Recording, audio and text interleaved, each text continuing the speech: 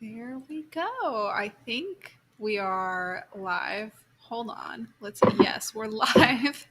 Every week I change something. I can leave nothing just like simple and alone. So we've got a slightly new setup this week.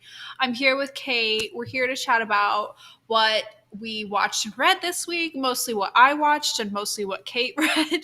Because if I'm honest, I did not get much reading time this week, although I did finish the book that I was pretty close to finishing last week, which was the second Bridgerton book. So that was great. Yes, I'm wearing Halloween pajama pants.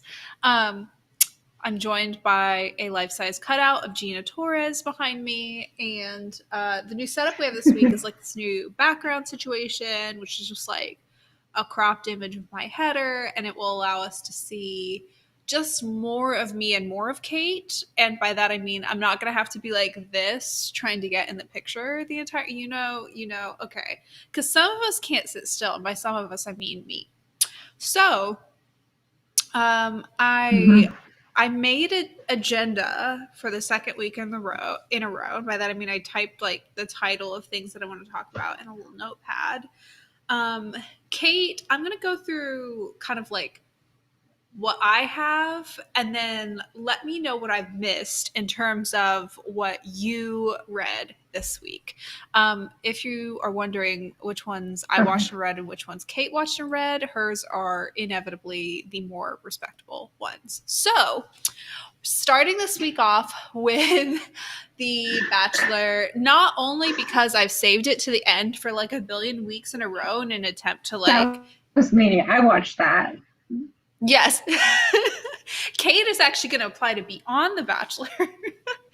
um, I put that top of the list just because I've got some hot and spicy, controversial. It's not that controversial. I've just got some opinions this week that I want to discuss and get out there. And then we'll toss it to Anna Green Gables, classic literature. That's obviously going to be Kate. Then we're going to come together for Miss Scarlet and the Duke, which we're both watching. I am actually current on it. I watched all 3 episodes back to back with one glass of wine that lasted me the whole 3 episodes. I was so enthralled, I literally just like forgot what else I was doing. But consequently, my memory of it may be slightly fuzzy, but I am current. Like, I have watched it. Um, we'll also talk a little bit about WandaVision. Unlike Miss Scarlet and the Duke, I've only watched 1 episode of that. And then we'll talk about some comedies I watched this week, briefly touch on Married at First Sight. Kate, can you tell us more? I'm not going to put any words in your mouth of the respectable content you're bringing to the party this week. So I will say, if I get a chance to talk about the other book I read this week, it's not respectable at all. I know. It was a YA book. It was kind of, I'll just mention it. And then I did watch the fourth episode of All Creatures Great and Small. That one I'm just going to keep pitching to you until you finally fold and watch it. And then there is a Netflix movie that I'm just briefly going to mention. I haven't watched it yet, but it is definitely on my list to watch this week, called The Dig. It is like a 1940s movie, and it has a lot to do with archaeology, and it has romance. I'm like, okay, so directed right at me. All right, we're cool. I love it. I love it. I love in particular the pitch of the movie because I have been trying to like fill in more movies between like TV shows I've been watching, and that was like forefront of my mind when the Golden Globes announcements came out today. And most of the TV shows they were mentioning I've watched, and the few that I haven't watched I'm at least familiar with, or I plan to watch, or there's a reason I'm not watching it. But when I saw like all the movies announced, I'm like, I really have not been watching movies.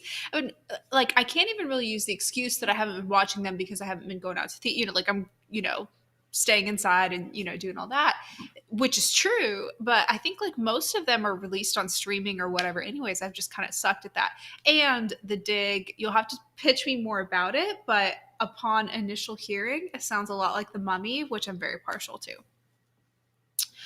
Well, without Okay. further ado, we have the image, I would say, hanging over us metaphorically, but hanging under us quite literally. I wanted to touch on The Bachelor just a little bit this week because we had a very big turning point, and that's what I wanted to keep you updated on, Kate, as you're not watching this. Is for the past few weeks we've had like a lot of like petty drama, which is like it really did devolve into bullying, in my opinion. Not to like over dramatize it or whatever, but it really did devolve into bullying around the time that one of the girls accused one of the other girls of a federal crime on national television. And the thing is, when I say it that way, it's like, oh my God, like how could she do that? Like she accused her of something. There would be very little proof that she didn't do this. And she accused her of criminal activity. What she accused her of was being a prostitute slash escort. And how that was couched was as this sort of salacious little, ooh, I think she might be an escort sort of thing. And then some of the other girls were calling her like a slut or a whore, like things like that, right? And the way that was presented, like I kind of yelled about it a little bit last week, was very it was catty, it was hypocritical, whatever. But as more came out about it, and like as it came out that, like, I guess obviously that kind of work is not legal there, it is her actually accusing the other girl of federal crime. Anyways, that resulted in a massive cleaning of house. And then, like, after basically most of the bullies are gone, I think there's still like 2 or 3 left to cut, and I think they'll be cut soon. We had this massive shift where it was like they could actually focus on romance. And we had a one on one date. You're seeing the picture right there. I'm going to pull some other pictures over. Okay, so it was with this girl. Hold on. I'm messing up everything. This is what I get for changing my setup here. Okay. It was with this girl. There we go. Her name's Rachel. She's from Georgia. They gave her, okay, for reference, previous one on one dates have been like, we're going four wheeling, we're going on a hot air balloon ride, like that kind of thing. We're going to have dinner at a car museum. Like that's been previous one on one dates. He took her off the resort on this like shopping trip essentially with Beyonce's stylist, got her like Louboutin shoes, like this whole thing. They went on this like horse and carriage, like Princess Cinderella style thing, like ride. They had this like beautiful dinner under some ivy. I think I might have pictures of that too. Do I? No, I don't. Well, I tried. Anyways, like the degree to which this one-on-one date was not like any of the others was just off the charts. Further, she was like really like she is there's some girls on here who, like, one of the girls on here, she like her mom's like a fashion designer and she grew up around like a lot of like money essentially. And a lot of the other girls, you kind of get the vibe they do too. Like when you look into them, like I mentioned, one of the girls who like had a meltdown previously was like somebody who's like G-Eazy's ex-girlfriend or whatever. Like a lot of them are familiar with that kind of world, but this one wasn't. So it was just like very Cinderella-ish. And like, here's the thing, guys. I get that this is all like scripted and produced and whatever. I do. However, coming off of the like absolutely ridiculous drama that like I ended last episode complaining about it, I started this episode complaining about it, of like a bunch of the girls being just like really mean and awful. It was such a breath of fresh air, like seeing something that was like two normal, nice people like actually vibing and getting along, that I have a new front runner, and it's Rachel. I really think he likes her. Like, they both said they're falling in love with each other, and this show's only halfway through. Like, how many girls could he say that to? Don't answer that because I think we're going to find out. But all of that to say, there was a big shift. All the mean girls went home. a really, really nice girl got this super Cinderella-ish date. It melted my cold heart, even though I know it's all fake. That's what you missed on The Bachelor. Yay. I'm gonna make you like come Okay. over for the finale and watch it with me. Oh, okay. All right. Yeah. Ugh. All right. Maybe you'll finally convince me to do that. Maybe. Carrie says he's waiting in the chat for us to discuss WandaVision. I think that, Carrie, is that your polite way of saying that you're not interested in The Bachelor? It's okay. I can take a hint. We will get to WandaVision, but first, I'm going to toss it to Kate because you Mm-hmm. didn't just like this is such a night and day shift from like trash reality TV to like Kate read like 4 whole books. Tell us about it, Kate.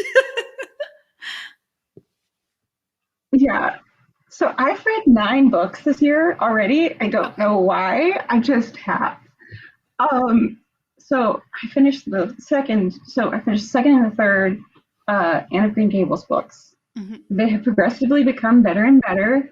I really enjoyed the second one because there was that like the little cute hints of like her like momentarily having like kind of feelings for Gilbert and like her dealing with some more adult issues and everything. And then 3, I really liked that too because there was definitely some really big like I mean, I thought Lizzie Bennett turned down proposals. This girl was turning down proposals left and right. Like she like even proposals from guys that weren't there. Like that's how you do it. That is good job, girl. Um, it was funny. And it was like oddly like really funny with like things that were happening in my life mirroring. And I was like, this is weird. Kate, Like how many because like the proposals other have you things turned down this of week? the 5 or 6? 12, 5? I'm Oh, living. 12. I Okay, was really lowballing us there. Okay. yeah. Not at all Jeez, surprised. Please continue. Cammie. Anyway, yeah. So it was like it was.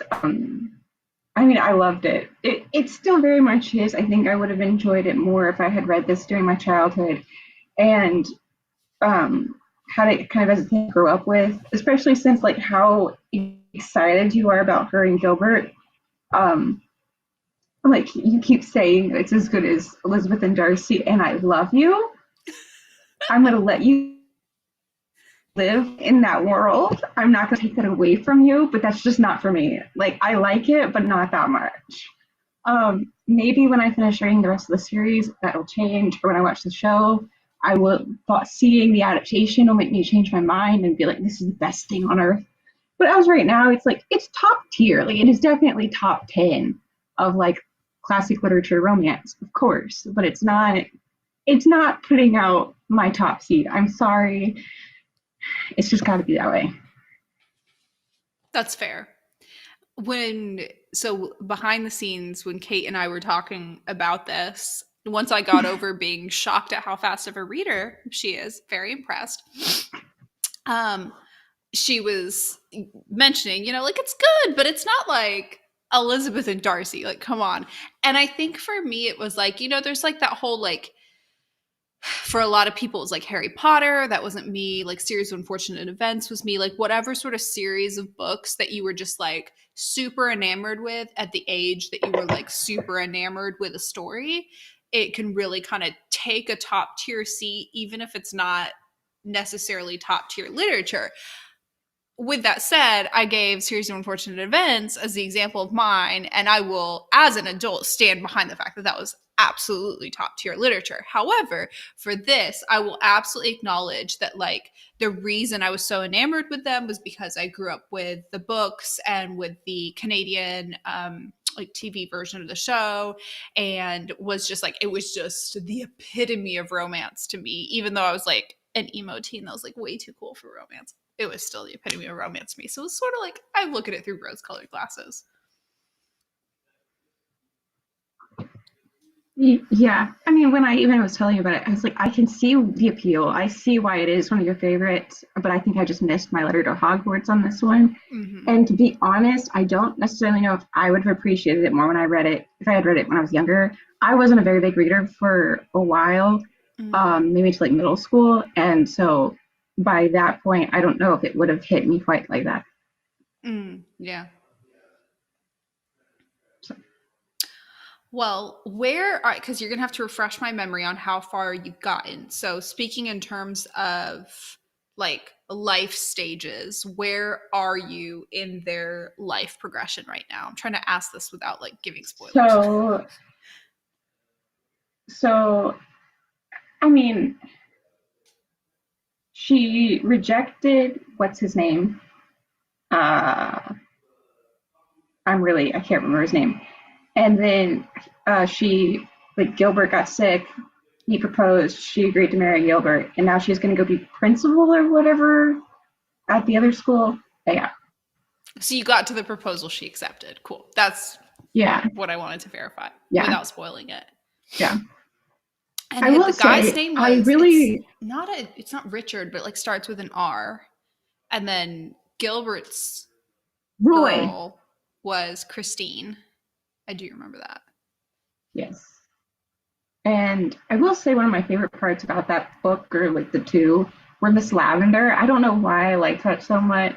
I think it's almost like it turned that whole old crusty lady in the big house, nice pretty house, like trope on its head a little bit. And so I thought that was fun. Um, and to be honest, that story was very romantic. I mean, she got to know that little boy, and through that series of events, she got to kind of be with her long lost love, which is very like Jane Austen persuasion. So I liked Mm-hmm. that. I did like the romance. The romance in three, I mean, took everything up to 10. Like everybody that was in the story had some romance except like the children, like Davy. Like Davy didn't have romance, but Davy also has my favorite catchphrase. And I want to know. I was like, me too, Davy. Me too. But I love how like the books like I mentioned this kind of when I was pitching it, but you're explaining it a little bit better as usual. I love how the books, as they cover different stages of life, are kind of willing to change genre a bit, if that makes sense. Like the first book, you would not describe as, or I would not describe as a romance. I would describe it as like a child coming of age type of book. And as such, there is not a lot of romance in it. It's not like Anna Gilbert's romance takes a backseat, but there's like some, a heavy romance for somebody else. There's just simply not. But by the time you get to the third book, it's almost like it's a little bit of a romance, like not like a steamy romance, but it's a little bit of a romance throughout, which I liked.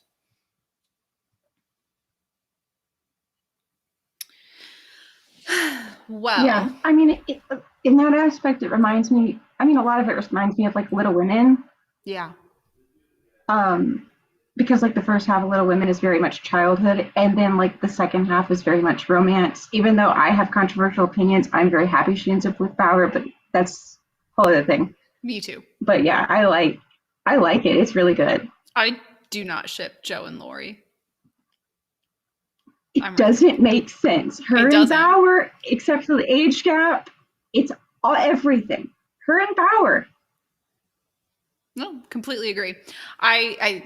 And that is certainly a controversial opinion now that the Little Women like movie. Did we talk about this already? I'm trying to like. I feel like I knew that you No, had we good never talked taste, about so it. it doesn't surprise me, but it probably should surprise me because it's a very unusual opinion to share. No, I don't think we've talked about it. Okay, well, I I also think I probably have a controversial opinion about which is my favorite adaptation. So of Little Women.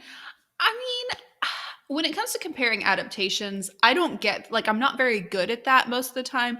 Like if there's some sort of like if there's something that's truly like kind of crap, like well, I mentioned series of unfortunate events, so we'll continue with that. Like the Jim Carrey movie that was like not at all capturing the tone of the books. It was just like kind of like a kids comedy version of those books versus the Netflix one, which was like dark and like cool, whatever. I can pick an obvious favorite, but most of the time, if it's something that's just a matter of like what time period it was made in, you know, like the 90s version or the early 2000s version or whatever, I'm going to tend to like whichever one I saw first or fell in love with first. So, thus, I like the Keira Knightley version of Pride and Prejudice better than the old Colin whatever one. But I'm going to like, I'm not very good at picking between. I like normally when I find a book that I want to watch all the adaptations, I can maybe have a favorite, but I like most of them. Mhm. But I actually read Little Women just like last year, and Mhm. I immediately watched the 2018 version of it, which Mhm. is Maya Hawke. Maya Hawke is like misused. She needs to be in everything all the time, everywhere. Okay. She's great. I wept like a little baby, and I like was very invested in that one. And don't get me wrong, I really liked the Saoirse Ronan one because it didn't have the 3 hour format; it had a movie format. I was so much less invested. I really do think that most benefit from the like miniseries format because they can have more time. Strongly But agree. yeah, except for the Pride and Prejudice 2005. Other than that, I'm trying to think how long we'll have to wait for another like true Pride and Prejudice adaptation. Like I'm not talking about Pride and Prejudice inspired. I'm not talking about the Lizzie Bennet diaries. I'm not talking about the fact that there's like a billion rom-coms that are loosely borrowing from that plot line. Like pretty much I could make the argument that there's very few good romances out right now that aren't at least borrowing something of Jane Austen-esque like romance plot lines. So there's that, particularly yeah, don't if get me started. She's the mother of all rom coms. she is the mother of all rom-coms, and just in terms of like romance that is like from a female perspective, that's not just like first person though. Like I just anyways, you know Mm-hmm. that anybody watching knows that. It's just when we're talking about an adaptation of Pride and Prejudice where it's truly just like recovering the book, not like the CW making a sexy Mm-hmm. modern Pride and Prejudice. I'm wondering how long we'll have to wait for that. Probably, what do you think, 10 years? Five to I don't seven? know. I will say, like 2017, maybe. I kept on getting like news articles from like I think BBC or some other place. Were saying they were going to make like a darker version of Pride and Prejudice and have like a miniseries out of it. And I was willing to consider that because there are darker aspects and you could Mm-hmm. focus on just like how M 2020 was a very light version of it. I'm willing to play with the tone of the story and still say it's an adaptation. Um, but then I never heard anything else about it. And I was quite disappointed, mainly just because I wanted it, even if it was bad. Right. I always want the adaptations because I like the tone that it inspires in addition to the tone that it has. I could say the same about like Shakespeare's Much Ado About Nothing, right? I like the tone that it inspires. So when there's modern adaptations or adaptations that borrow from that like plot structure, I can pretty much guarantee that I'll like it to an extent. But I do when it comes to like a really good adaptation of a book that I love, I do like every once in a while, you know, like maybe every decade or two or so, I do like to get like a true to form adaptation of it. So we'll see how long it takes. I would not say, for example, that the Netflix version of Anne of Green Gables, so Anne with an E, I would say is probably about as close to the original as Bridgerton is to the original.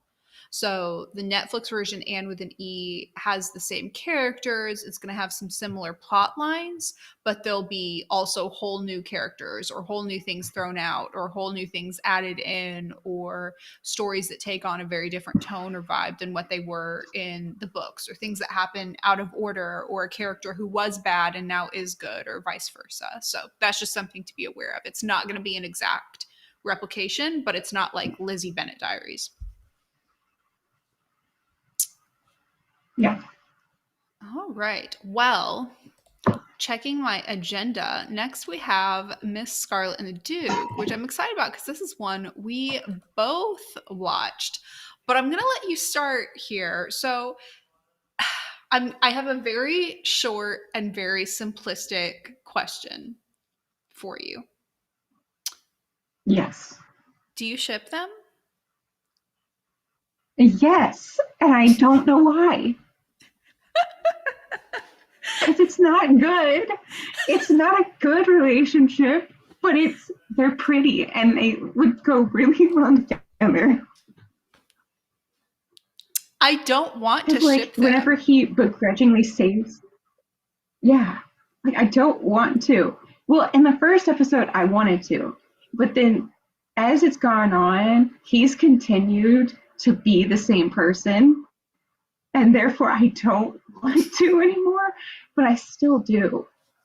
Like at first, I was like, okay, you're dealing with stuff, you're busy. I can get you're being a little awful, but like you have potential and you still have potential. He still, after the third episode, has potential. Mm-hmm. But he's really starting to cut it thin, man. He needs to get it together and just It's get on board. thin fucking ice.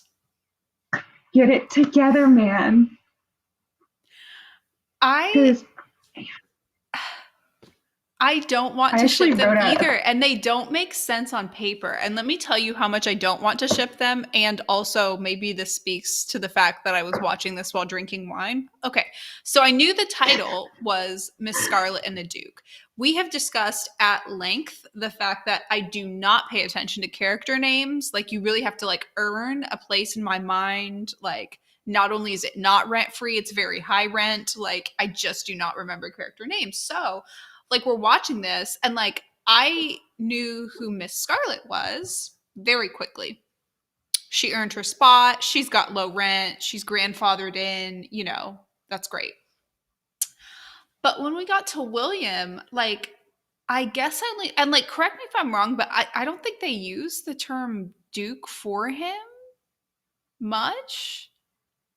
Right? They did in like the first episode, and some of the officers, like when they're talking about him in other conversations, will refer to him as the Duke.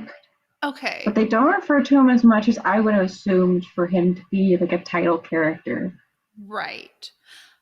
Which makes me feel better, but also maybe I'm not paying attention, being forgetful. I kid you not, Kate, I watched all 3 episodes back to back, so I couldn't tell you exactly how long it was, and maybe it didn't take me as long as what it is retroactively in my mind.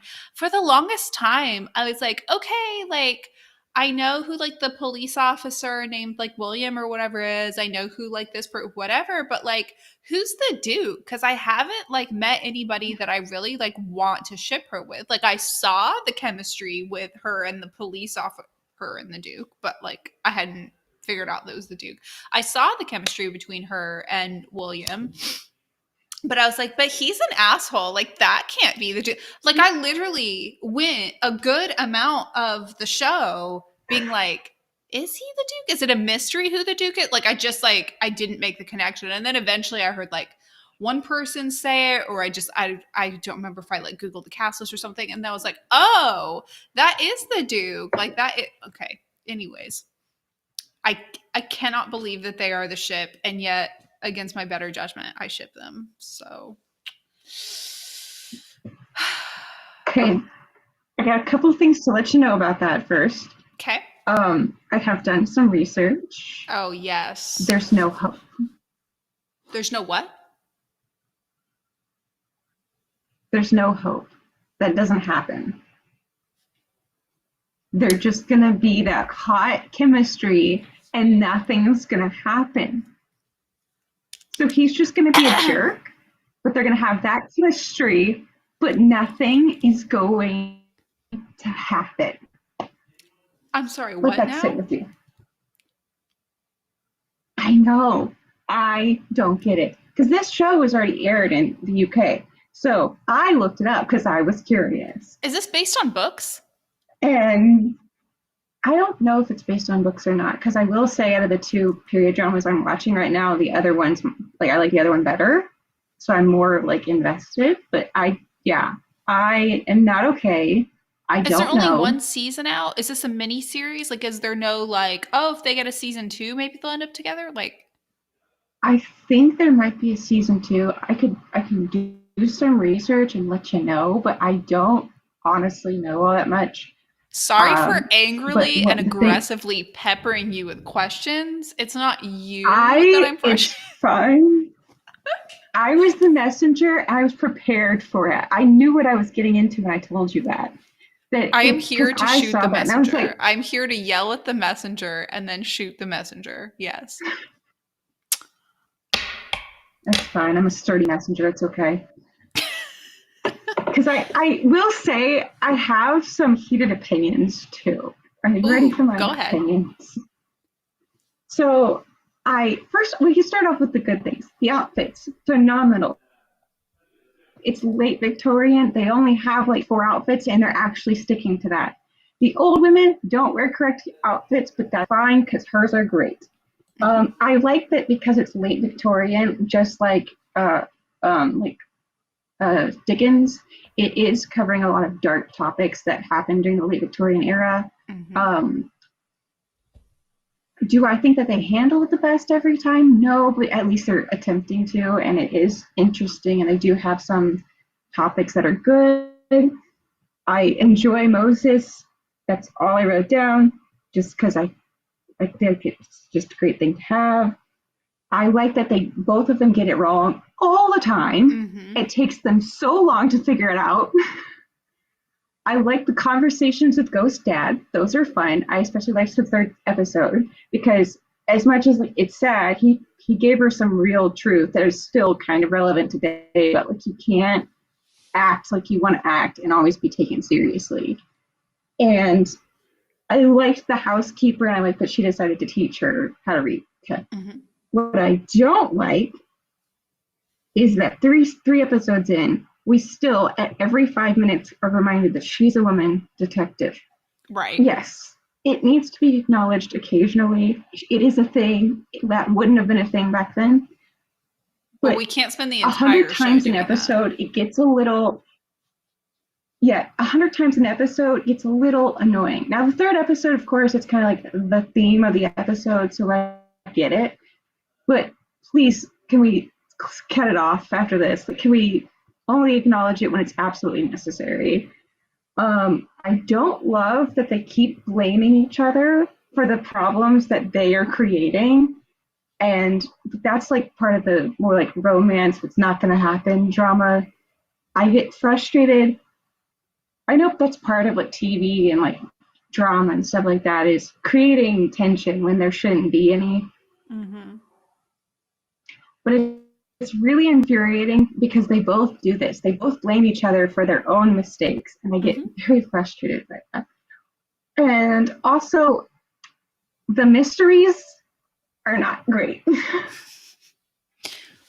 Fair. They're quite easy to solve, or they're not really a mystery at all. Because you were so last week when I said that it was very obvious who like that it was suicide, and you're like, I don't believe you. Do you believe me now that it was like okay, 5 minutes in, and we're like, I know who did it. Yes, I believe you now. Like the mysteries on this show are not necessarily like the hardest to solve, but I will say they also seem like they're intentionally like not wasting energy on trying to come up with a super complex mystery and are instead trying to build these like interesting characters and character dynamics. And I kind of respect that because there's been Mm. shows like Suits, for example, where I'm not interested in solving the case of the week. I only care about the characters. So I would appreciate that approach. if they plan to actually develop the characters and do something with it. If they do not plan to actually capitalize on what they seem to be building and are instead trying to fight the moonlighting curse and are instead going to keep their romance perpetually apart, then they have not earned the right to feed me cheap romance, cheap mysteries every week. Like you got to do something well. This is a pen, but I'm using it as a Yeah, microphone to emphasize I my am. soapbox. I I will do it too. Yeah, it's very much like, and it's one of those things that I think I would be more with you on that too if there were more main characters, but there literally is Miss Scarlet, the Duke, and then the supporting characters is the housekeeper. I don't even know if she has a name, and Rupert, like that, and Moses. That's it. That's all we get, which is fine. I like those characters. They all are very interesting, but we don't know anything about the supporting characters at all. And that's a very short list of recurring characters anyway. And while they do a lot to really develop the like characters of the week during the trial, basically the mystery, it's still not a lot to go on, and to week it's harder to care. Yeah.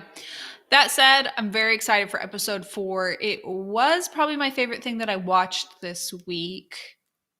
And the only reason it didn't get like top title spot in tonight's show is because while it was my favorite thing I watched this week, I watched a lot more Bachelor content and podcasts and reviews and interviews, whatever. And I had to be honest with myself about that. Thus, The Bachelor coming first. Well, WandaVision. I shall put that on screen now. There they are. I watched the first 3 minutes of the first episode of WandaVision and then paused it so I could restart it and watch it with my husband and he doesn't even like watch a lot of TV. Like that's not his thing. But I was like, he would actually like this. So WandaVision, I may be slightly slower at marathoning because I'll be like a boring adult marathoning it over dinner with a partner. But I loved the first episode. And from what I can tell, as it goes on, they jump through time. Is that true? It's not,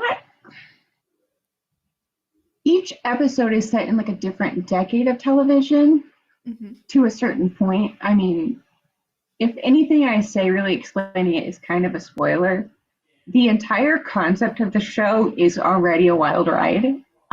You go through episode 3 and it's kind of set kind of a status quo what it's going for. And then about halfway through, there's a couple wrenches thrown in there. And then episode 4 is a complete left turn, while still also being fully in the same story. There's that freaky moment at dinner. Expect more of that, and even weirder as we go forward. That being said, I think it's funny. I think it's interesting. I don't have that much Marvel knowledge past like Shield, so I don't know any like spoilers other than the fact of like just puzzling out basic TV's telling and like storytelling. So I have ideas of like who is doing this, but I don't actually know who they would be comic book wise. I just know like that person's suspicious and that's suspicious and that's suspicious. Cardi B voice. But That's weird. That's suspicious. That's suspicious. Carrie in the chat says episode 4 of WandaVision is my favorite. So you all know this, but I'm very like pro spoilers. Like I do not mind spoilers. Spoilers increase my enjoyment.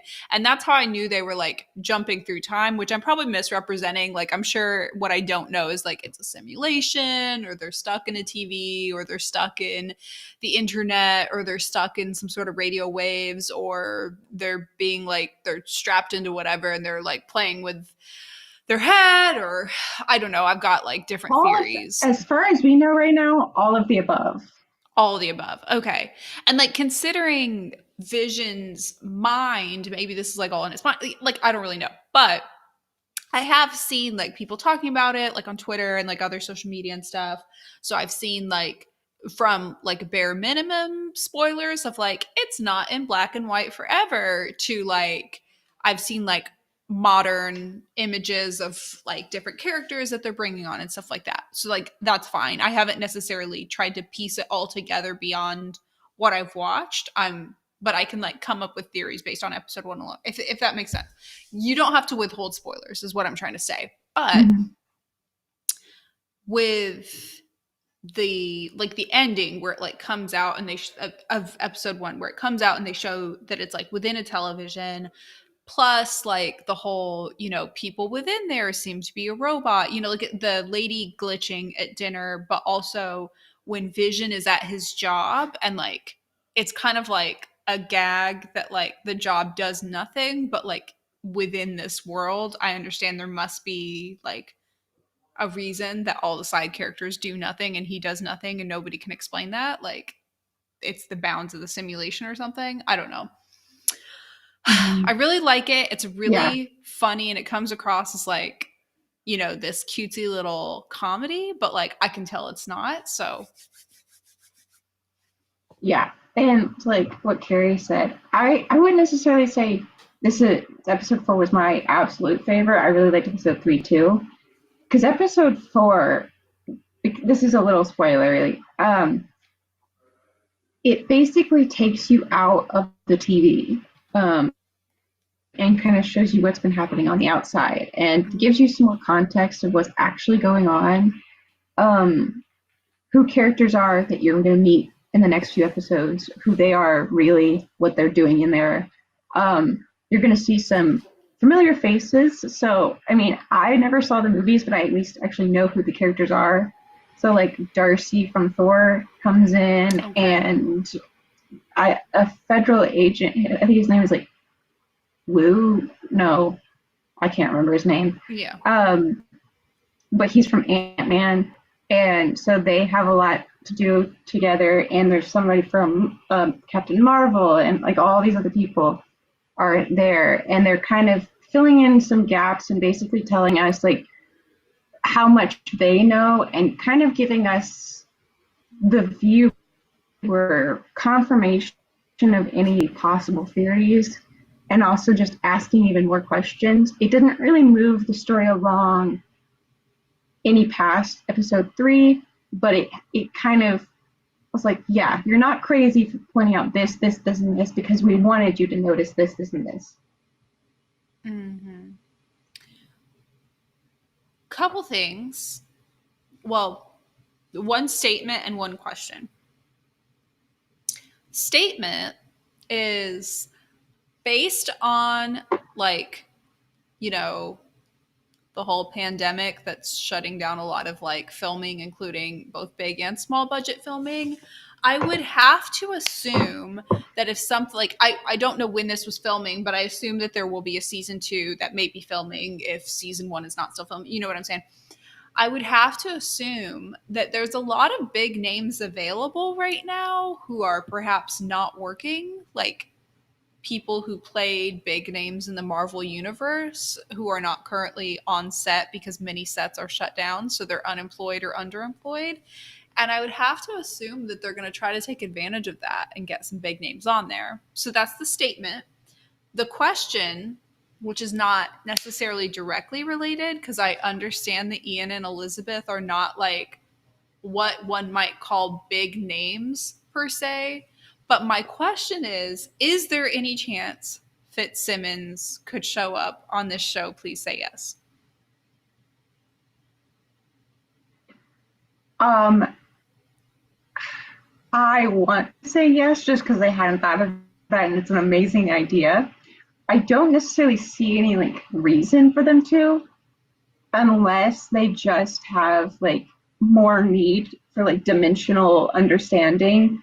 Because you could argue like that Darcy, being like a doctor of physics, knows stuff, but she's probably like, but I know these guys over here and they're like renowned, and like this is apparently their wheelhouse.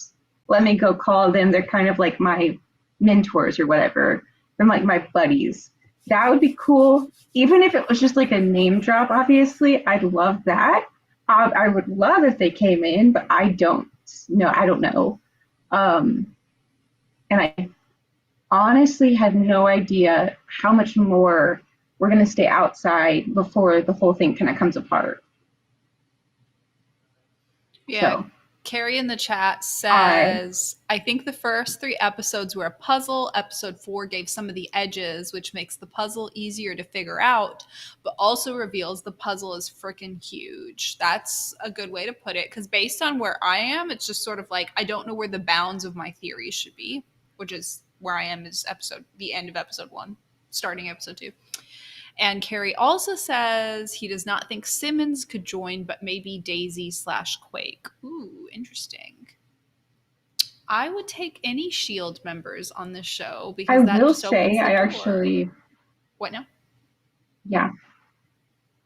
Yes. I was just going to say, I will say there are some people. So there's people pointing out like they want a mini-series based on the FBI agents and the other agents in the show just doing like daily agent things, and then people are responding they're like, yeah, there was a show called that, you guys hated it, it's called S.H.I.E.L.D., get it together. Like, that was funny. And then also like there was something I saw about there might be like a Disney Plus or a Netflix reboot of S.H.I.E.L.D., and I like the idea. Partially, I almost want like a Daisy-centered one because I don't want the same show if Fitzsimmons isn't there, and I want Fitzsimmons to live out in the sunset, of course, share with their daughter forever. Like, that's what I want. You can have them do like guest appearances, like if big brain stuff happens, but I really just want them not to be hurt or touched or anything. Like, just live over there happily and healthy for all the days to come. I kind of agree with that because, okay, so I know I just said I want Fitzsimmons on this as like a guest spot or whatever, but at the same time, I stand by the fact that like Agents of S.H.I.E.L.D. was riddled with, I hesitate to use the term mistakes because that's very presumptuous of me to say, but it was riddled with like directions that I would have perhaps not taken and didn't always enjoy as a viewer. But when it comes to the finale, particularly the finale for Fitzsimmons, but the finale overall, like the literal final episode, was easily one of the best finale episodes for a series that I have ever seen. It was far superior in quality to the net quality of Agents of S.H.I.E.L.D. combined, in my opinion. And I can think of almost nothing about that finale that I would change. It was satisfying. It was complex. It was heartwarming. It made you laugh and cry. And it lived up to the heroic ideas of the show. That was a fabulous finale, and I frequently hate series finales. As such, while I would normally be like, bring back whatever, and I am going to anyways, I'm not like, oh, have a Fitzsimmons spinoff, because I don't trust that a spinoff would like not do them dirty. And also, as a viewer, I am satisfied with their conclusion, which is incredibly rare. But a little cameo on this show, I'd be down for, especially since this is a show that seems to not be afraid to have like marriage and romance and like permanent long-term partners, and not just like two agents bickering for 17 years and then getting together in the last 10 minutes of the last episode of the last year. You know what I mean? Like, this show doesn't seem like the kind of show that's going to try to pull like some sort of early 2000s Castle or Bones type of situation. Yeah. Well, and I mean, you can even compare that to like Arrow. As like Arrow's finale was decent. They had so much of a mess, so much more of a mess to clean up than Agents of S.H.I.E.L.D. did, that I just am kind of satisfied with what we got. That being said, there's a level of it that I wouldn't want that to be touched because I don't want it to become any worse. But at the same time, because it's not great, there's a level of like, you could bring Felicity back and just put her anywhere. Like, you could, because Felicity. They already took Felicity and put her on like every single show. Yeah. But like the great thing about Simmons and Fitzsimmons and the characters they are anyway is they are kind of already built to be really great guest stars because they're science agents. They wouldn't be like the main action stars. So you could bring them in for like their scientific knowledge and then not necessarily put them in harm's way. And even though on Shield that didn't mean anything and they still got hurt and abducted, you know, on a show where they'd be very much like a guest star, a side character, that doesn't tell me that they are in any danger, and I can still live happily in the knowledge that they could go back home to their daughter and live in Scotland happy forever. Can I just say, I don't think shows need to have like some sort of real life moral to be like good. But what you just said, I'm pointing the wrong direction because I think the camera's flipped. I don't know. What you just said has a very good real life, like life advice application. And let me tell you what that is. You mentioned that like Fitzsimmons can kind of show up on any show because they actually have like a subject matter expertise to bring to the team. Felicity, as we know, like she was crossed over to every show, often more than any of the other characters, because she had like a subject matter expertise, like a specialized expertise to bring to the team, and she wasn't just like, you know, like Oliver or Barry, whatever, who are just like, I'm just gonna lead the team, like I'm a, you know, you know, I'm just the ideas per, you know, like she actually could like do a thing and like had a skill that had like real life whatever. If you learn nothing else, learn a skill. More women in I STEM. thought you were going somewhere else with that. No, it's just, I think that that's like a really good life advice thing of like, have a skill that you actually bring to the table. More women in STEM. I thought you were going to be, I thought you were going somewhere like have a skill that way you weren't expendable. Yeah, no, I mean like literally that. Have some, have Yeah, I think I was develop a save your skill. own life, learn how to code. Yeah, like girls who code, women in STEM, like learn a hard skill. Yeah. That's all. Not to sound like an 80-year Okay. old, you know, person being like learn a skill, but like all my favorite characters have a skill, and that's one of my favorite things about them. So Carrie says, if Fitzsimmons ever did show up as guest stars, if a writer or director split them up for any reason, I'd have to riot. Carrie, you're right, and you should say it. And we will be joining Yeah. you, invited or uninvited, on that riot. Like, I've got a whole lot of Yeah. like board games back I'll bring the there that pitchforks. could Cammie be will bring used the to throw. torches. Yeah. I have a really stabby pen that I'm been pretending is a mic when in actuality I have a real mic right there. Yeah. I've got this pencil case right here on my desk. And on the inside it says the pen is mightier than the sword. You probably can't read that. And then it has like a bunch of pens on the outside, but they kind of look like bullets. And I just want you to know that sometimes both pens and swords are necessary, despite my pacifist accoutrements. Well, we've had a lot of life lessons so far. I'll wrap us up with some comedies. So, Zoe's Extraordinary Playlist, I mentioned last week that they have her on this like downward spiral. I say comedy, it's a dramedy, and they've been touching on a lot of serious issues. And I just feel a little apprehensive about her downward spiral after this week because essentially she's like been promoted to like manager of some managers type of thing. Like I think she's like a director position or whatever. And one of her employees is going through like a really difficult situation where he's having to resolve like basically their technology is racist, and the reason why that occurred is because their company has like nobody who's non-white working there, or specifically like very few black people. Like there's a couple like non-white people who are not black, and it's like a very serious storyline to bring up. And how that ties to Zoe is essentially like because she's in her downward spiral and she's like kind of doing drugs and she's kind of not at work very much. She sort of was like, oh, yeah, I'll follow up, kind of blows him off. And the impact on her is that it seems like it may be putting her job at risk and also alienating her from some of her employees. And I'm really struggling with this being just a part of her downward spiral. Like, I don't like this topic is so serious. It's not that I don't think the show can handle serious topics, because again, it is a dramedy. Like, they are willing to handle serious things. I'm questioning the use of such a serious topic as like one more step in her downward spiral.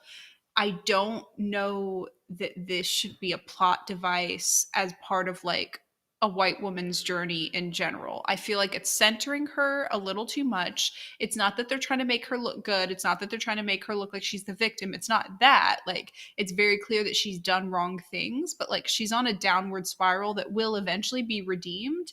And I don't love that this is a plot device used for her. I would be okay with them using this topic if they were like handling it well and resolving it, but not just as one step in her journey. So that's my little gripe. That's my little salty Cammie corner of the week. We have a comment. Carrie says, I watched the first few episodes of Zoe and liked it. I just got really behind and stopped. I'm going to binge it to catch up soon. Let me know what you think. I think like in any show where they handle a lot of serious topics and also try to be comedic, there's always going to be moments that like can feel like missteps, but it's just like the nature of it being a dramedy. And there's been many times where they've maybe been flippant about this or that, or, you know, sometimes they've been flippant about feminism, for example. And I just sort of, I roll with the punches, you know, whatever. But with this one in particular, because of how like serious it is and how like you've got like, oh, this whole guy's like career has been, you know, leading up to this moment. And for Zoe, it's going to be one step in a downward spiral of like, we're using this as evidence to show that she's failing. She didn't recognize racial tensions or whatever at work. And it's like, I don't know if that should be used as a plot device in her journey. I don't know that it should be tied to her at all. Anyways, just something to think about. Just my perspective. Obviously, my voice is not the primary authority on that anyways, but that didn't stop it from being my salty Cammie of the week. I have also watched a comedy called Call Me Kat. I am current on that as well. That is with Mia Balick, who was the chick from Big Bang Theory, which is interesting because I just watched Flight Attendant, which is the other chick from Big Bang Theory. Two very different shows. And I'm not going to, okay, let me pull up the little promo image for it. Maybe I just had too high expectations. Maybe comedies are just not hitting right these days. I really need a good comedy. I don't know. But I watched it. I went through it. My sister recommended it. I don't know. This show's got an uphill battle to get me. At this point, if I had to describe the main character, I would have to go through a lot of uncharitable descriptions. And I would have to classify this. It's kind of come full circle. I started this show talking about that Cinderella date. That was sort of like inadvertently Cinderella-ish, because whether they knew it or not, he happened to pick the girl that, like, you know, was poor, and they went through their classic shopping date, which is something that happens every season. It just happened to be this time with somebody who's like never had a pair of shoes more than $40. In this show, this is something I refer to sometimes as like Cinderella porn or self-pity porn. I feel like this main character is like kind of the type that's like, woe is me, you know, like I'm so quirky and nobody understands me. And like we're supposed to feel bad for her when like guys don't like her, and I'm just not so sure I feel bad for her. There's been like, it's fun, like she is a uh, accomplished comedy actress, so there are funny moments within it, if you're okay with like filmed before live studio audience type of comedy, which I'm okay with that level of cheesiness. But there's just a few moments throughout this where it's just a little too much of like, I'm not like the other girls, and that's how I ended up single this late in life, and like that's her whole thing. I don't know. This show has some work to do to get me to like her. I'm watching for the micro funny, but the macro plot, I'm not so sure I'm here for. So ending on a salty note, skipping Married at First Sight entirely, as I always should. There we have it.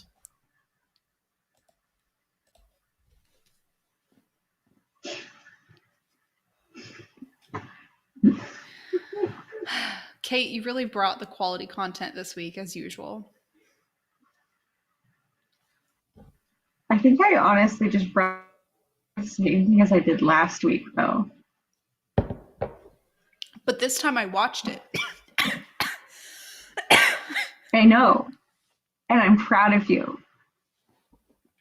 Instead of spending the first half hour ranting about Married at First Sight like I did last week, this week I got to talk about WandaVision and Miss Scarlet and the Duke. And based on my expectations, next week I'll have watched at least 2 more episodes of WandaVision.